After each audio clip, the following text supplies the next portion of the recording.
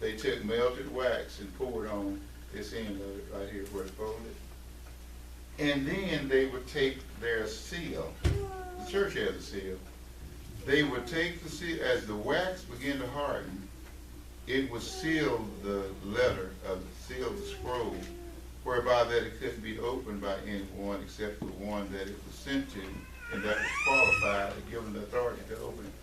And the way that it was safeguarded, the king or whoever would put his seal on it in the wax. Mm-hmm. And if that seal was broken, you could give your soul to God because your behind was going to be the king's. Yeah. He was going to kill you for peeping around in his mail. Yeah. Okay? So basically that's what the seals are representing. It's a stamp that seals this information. Okay, now moving on. The seven seals are known as the four horsemen of the apocalypse. So if you've heard of the four horsemen of the apocalypse, that means that 4 of the 7 seals have already been opened, okay? The 7 seals will introduce the who? Antichrist. He'll come on the scene. And they're all connected. Remember that. Now listen. The second seal causes great warfare. Revelation 6, 3, and 4. The third seal causes famine. People are going to be starving to death all over the place. Revelation 6, 5, and 6. The fourth seal brings the fourth plague. You don't want to be left here for that. And further famine. And further warfare. Revelation 6, 7, and 8. The fifth seal tells us who will be martyred. Martyrdom means that you're going to have to die. You missed the rapture.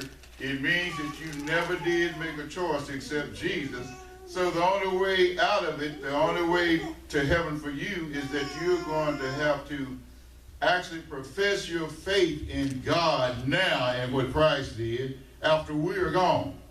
You're going to have to profess your faith, confess it, and it's going to have to be real faith, because they're going to say, if you don't deny Christ, we're cutting your head off. And guess what? They do cut heads off, don't they? Amen. Okay? They do cut heads off, so you're going to die confessing your faith in God Almighty. See, why wait and go through that? All right? Now listen to this. When the 6th of the 7 seals is broken, a devastating earthquake occurs, causing massive upheaval and terrible devastation, along with unusual astronomical phenomena.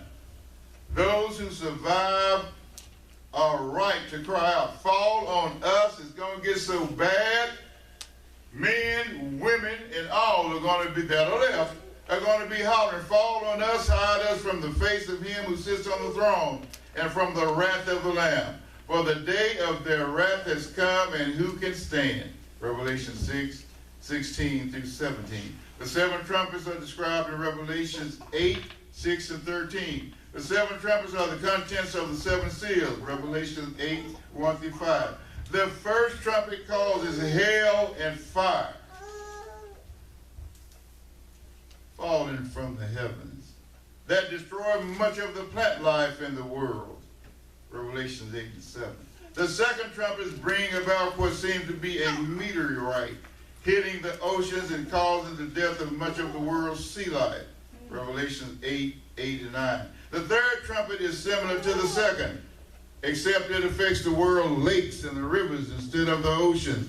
Revelation 8, 10, and 11. I wouldn't want to be here by now. The fourth of the 7 trumpets caused the sun and the moon to be darkened. Revelations 8 and 12. The fifth trumpet results in a plague of demonic locusts, face of men, the maim of lions.